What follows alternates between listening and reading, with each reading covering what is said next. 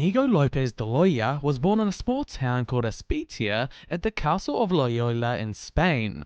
His parents, Don Beltran and Dona Marina, had a big family of 13 kids, of which Inigo was the youngest.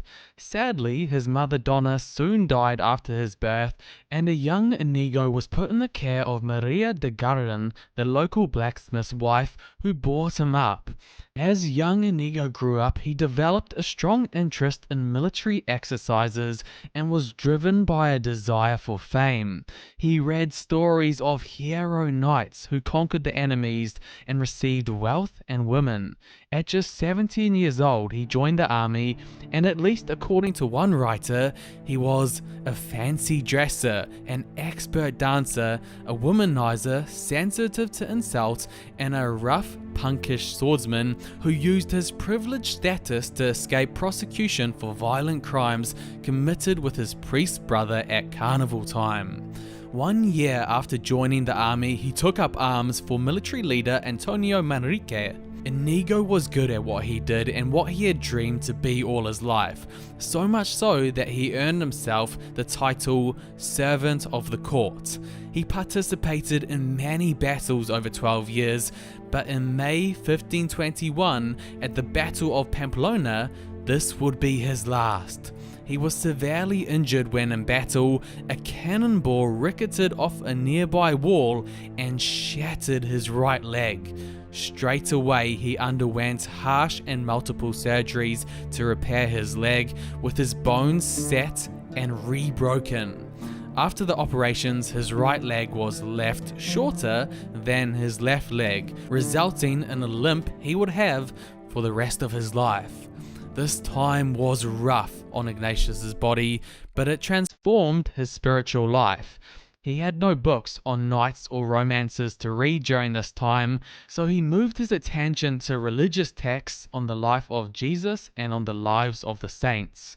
These books slowly changed his desires away from battles, romance, and fame to a life of prayer, meditation, and penance. He discovered that his dream of romantic heroism would only leave him dissatisfied, but his goal of being a saint would bring him joy and peace.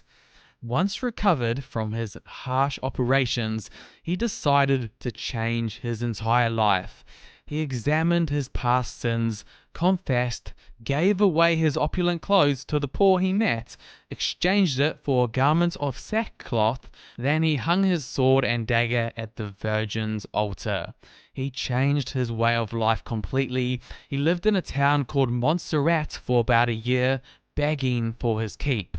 For a couple of months, he spent much time praying in a cave nearby, doing penances, praying for 7 hours a day, and developing the fundamentals of his spiritual exercises.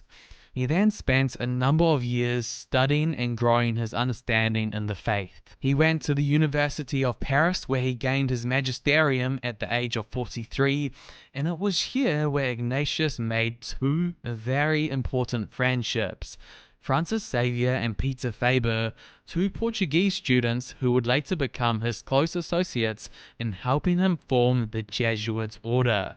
In 1539, along with his two close friends, Ignatius formed the Society of Jesus, now known as the Jesuits, which was approved by Pope Paul III in 1540. Ignatius sent those in his order on missions across Europe to create schools, colleges, and seminaries.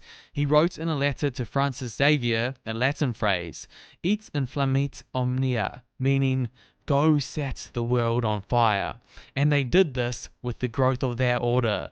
The order stressed absolute self-denial and obedience to the Pope and to the superiors in the church hierarchy. This was summarized in the motto Perende ac cadavia, as if a dead body, complete self-denial.